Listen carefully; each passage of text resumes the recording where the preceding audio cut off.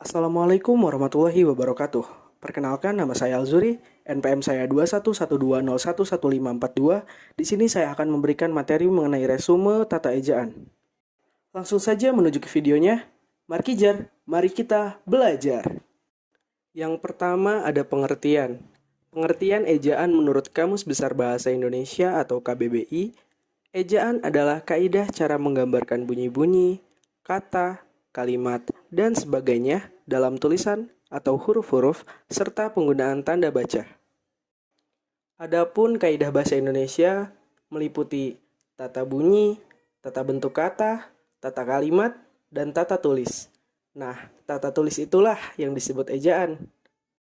Yang kedua, ejaan yang pernah berlaku dalam bahasa Indonesia.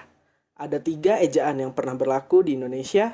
Yang pertama ada ejaan Van Ophuijsen, yang kedua ejaan Suwandi pada tahun 1947 dan tahun 1959, serta ada ejaan bahasa Indonesia yang telah disempurnakan atau EYD.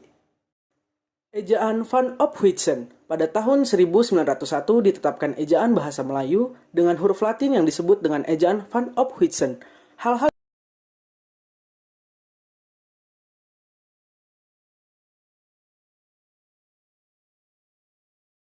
Ejaan Suwandi.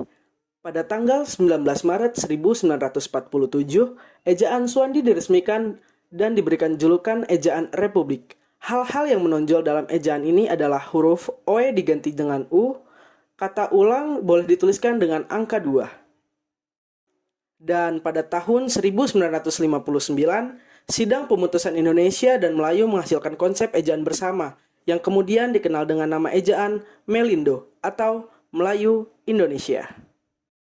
Yang terakhir, ejaan Bahasa Indonesia yang disempurnakan atau EYD. Pada tanggal 16 Agustus 1972, Presiden Republik Indonesia meresmikan pemakaian ejaan Bahasa Indonesia berdasarkan keputusan Presiden nomor 57 tahun 1972. Yang ketiga, komponen-komponen ejaan.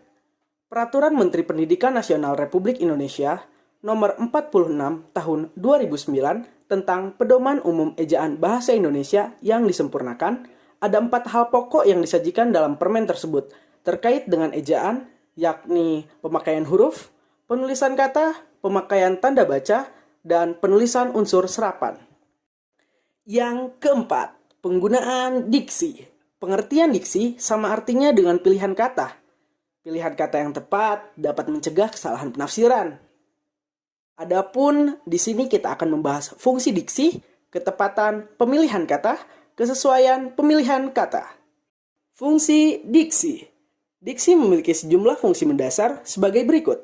Yang pertama, upaya membantu melambangkan ide atau gagasan yang akan diekspresikan lewat bahasa yang digunakan. Yang kedua, mengekspresikan gagasan yang benar dan tepat. Yang ketiga, diksi yang tepat membantu menciptakan suasana dan nuansa komunikasi yang juga benar-benar tepat. Yang keempat, diksi yang tepat membantu mencegah terjadinya kesalahpahaman atau kesalah tafsiran dalam proses komunikasi. Ketepatan pemilihan.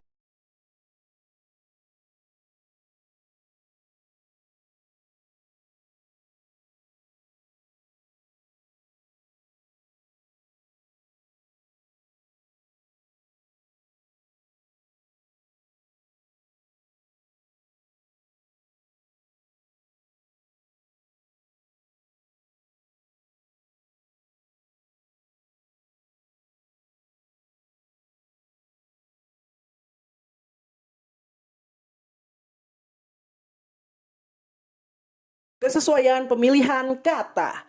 Yang pertama, penggunaan ragam baku secara tepat. Yang kedua, penggunaan kata yang berhubungan dengan nilai sosial harus secara tepat. Yang ketiga, menggunakan kata berpasangan atau idiomatik. Yang keempat, penggunaan kata-kata dengan kondisi tertentu. Yang kelima, penggunaan kata ilmiah untuk penulisan karangan ilmiah dan kata-kata non-ilmiah untuk berkomunikasi yang sifatnya non-ilmiah.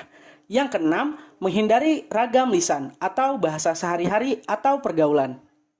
Sekian yang dapat saya sampaikan, kurangnya mohon dimaafkan. Fastabikul khairat. Assalamualaikum warahmatullahi wabarakatuh.